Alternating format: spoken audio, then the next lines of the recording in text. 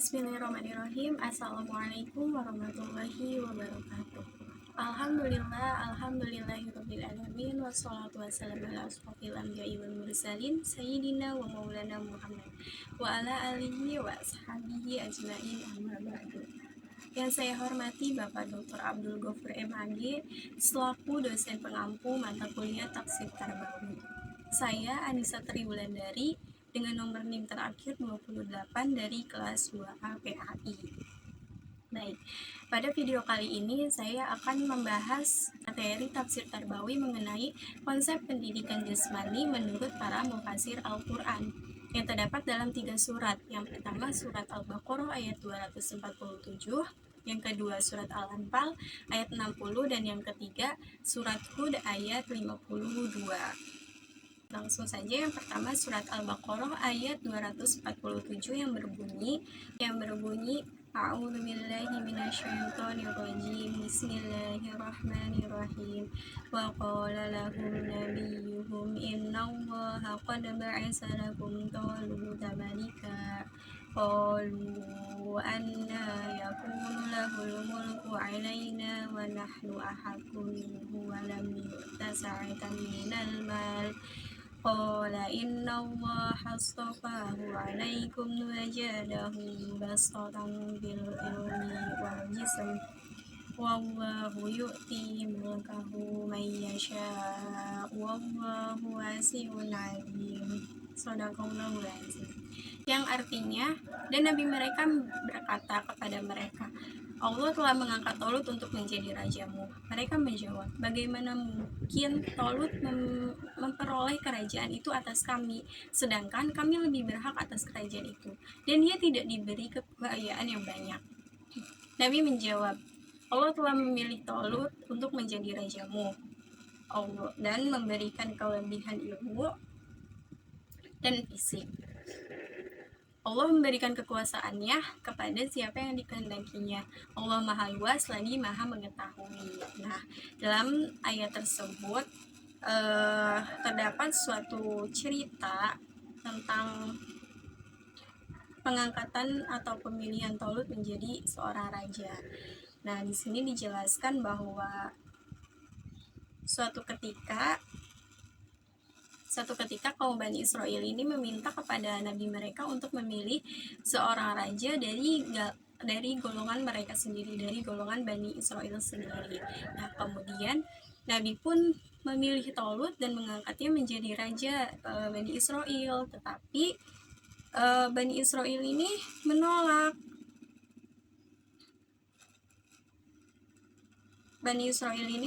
Dengan mengatakan, anna yakunu lahul mulku alaina, bagaimana Tolut pemerintah kami. Nah, maksud memerintah kami di sini mereka berpikiran kalau Tolut ini tidak layak menjadi raja mereka, karena Tolut ini hanyalah seorang pembawa air dalam suatu peperangan. Dia hanya seorang bala tentara perang gitu, sedangkan Bani Israel sendiri yang lebih berhak gitu untuk menjadi raja atau memerintah suatu pemerintahan pada saat itu. Nah, kemudian Nabi pun memberikan jawabannya bahwa pengangkatan Tolut ini bukan berdasarkan pandangannya sendiri, tetapi pengangkatan Tolut ini berdasarkan dari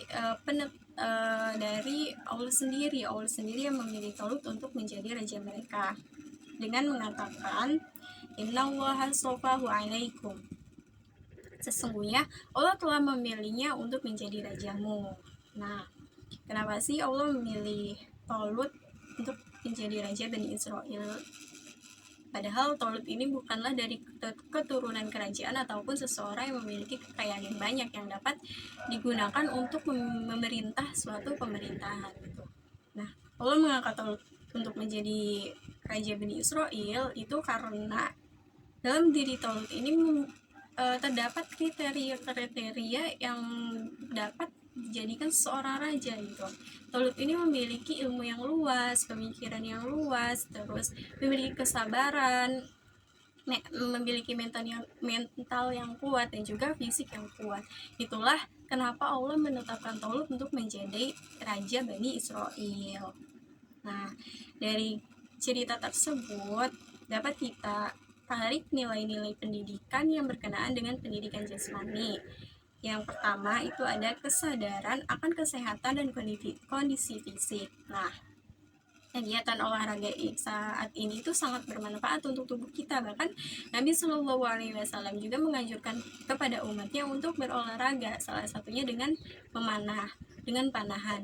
Nah, memanah ini kan memiliki manfaat yang sangat besar ya untuk kita.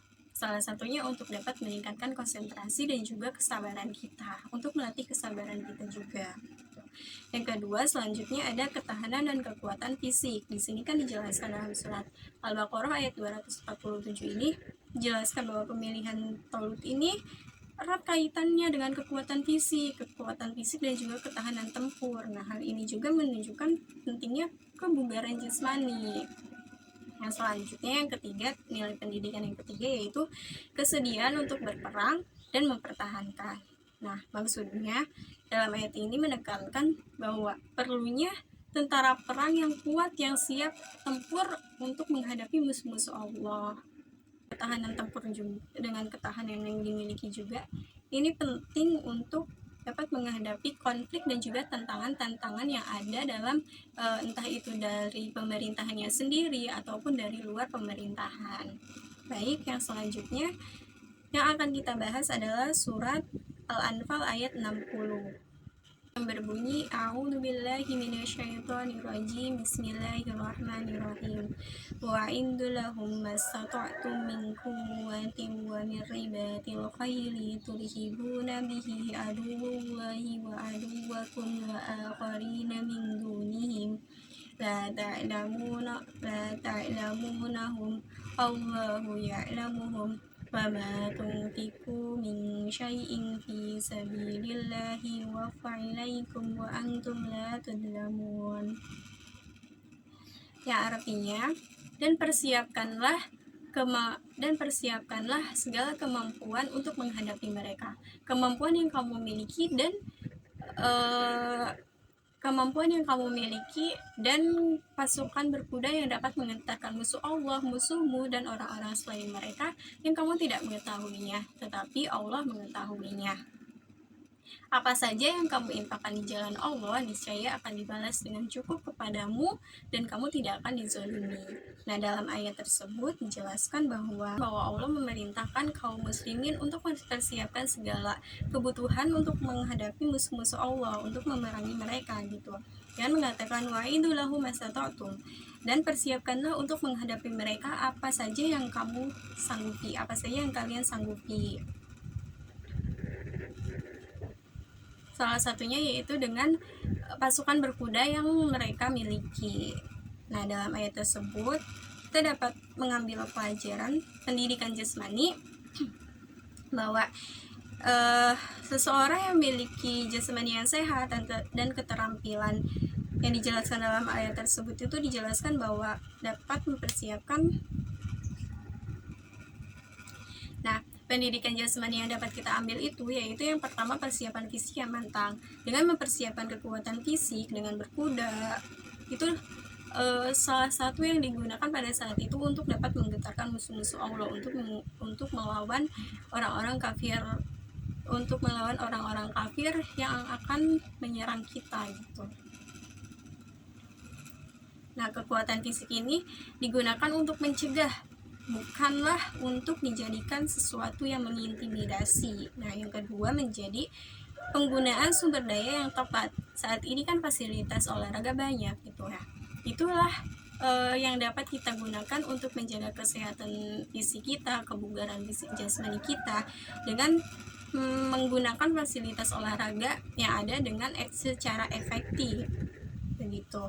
Yang selanjutnya yang akan saya bahas surat selanjutnya yaitu surat Hud ayat 52 yang berbunyi A'udzubillahi minasyaitonirrajim Bismillahirrahmanirrahim wa ya qaumi astaghfiru rabbakum summa tubu ilallahi yursilis samaa'a 'alaikum midraran wa yazidkum quwwatan ila quwwatikum wa la tatawallaw mujrimin. Yang artinya, dan Hud berkata, Wahai kaumku, mohonlah ampun kepada Tuhanmu, lalu bertobatlah kepadanya. Niscaya Dia akan menurunkan hujan yang sangat deras kepadamu, dan akan menambah kekuatan kepada kekuatanmu, dan janganlah kamu berpaling dengan berbuat dosa.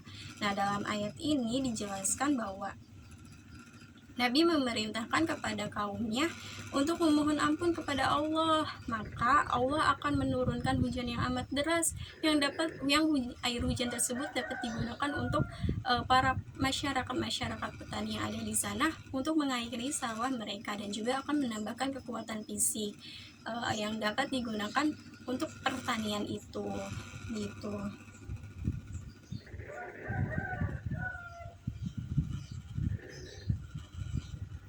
Allah juga dengan mereka bertobat, Allah juga akan melimpahkan rezeki kepada mereka. Nah, nilai pendidikan yang dapat kita ambil dari surat Hud ayat 52 ini, yang pertama, kekuatan fisik yang seharusnya harus disertai dengan kekuatan rohani, karena jika hanya kekuatan fisik saja tanpa kekuatan rohani, kita bisa saja mempergunakan kekuatan fisik ini untuk sesuatu yang tidak bermanfaat. Tetapi jika kekuatan fisik kita dibarengi dengan kekuatan rohani, maka kita akan menggunakan kekuatan fisik yang kita miliki ini untuk sesuatu yang bermanfaat gitu. Nah, yang kedua yaitu keterhubungan antara spiritualis dan juga kesehatan jasmani. Tadi kan dijelaskan bahwa Allah dalam surat Hud ini menekankan untuk kita memperbaiki hubungan kita dengan Allah, maka Allah akan menjanjikan peningkatan rezeki dalam kehidupan mereka, yaitu dengan memberikan mereka hujan yang deras yang dapat mengairi sawah-sawah mereka pada saat itu. Nah, yang ketiga, nilai pendidikan yang ketiga yaitu keberanian dalam menghadapi kesalahan dan meningkatkan diri. Nah, ini mengajarkan bahwa pentingnya menerima tantangan dan juga mengatasi keterbatasan fisik. Nah, itulah konsep-konsep pendidikan jasmani yang terdapat dalam 3 surat Al-Baqarah, surat Al-Anfal, dan surat Hud. Maka dapat disimpulkan bahwa ketiga surat tersebut gitu, nilai bahwa pendidikan jasmani ini sangat bermanfaat bagi kekuatan fisik. Nah, kekuatan fisik ini diperlukan guna menjaga kesehatan tubuh. Kekuatan fisik ini haruslah disertai dengan kekuatan rohani, karena apalah artinya kekuatan fisik jika tanpa dibarengi dengan kekuatan rohani kepada Allah, tanpa dibarengi dengan hubungan baik kita kepada Allah Subhanahu wa Ta'ala yang telah memberikan kesehatan itu sendiri. Sekian presentasi atau pemaparan materi mengenai konsep pendidikan jasmani menurut para mufasir Al-Quran. Wassalamualaikum warahmatullahi wabarakatuh.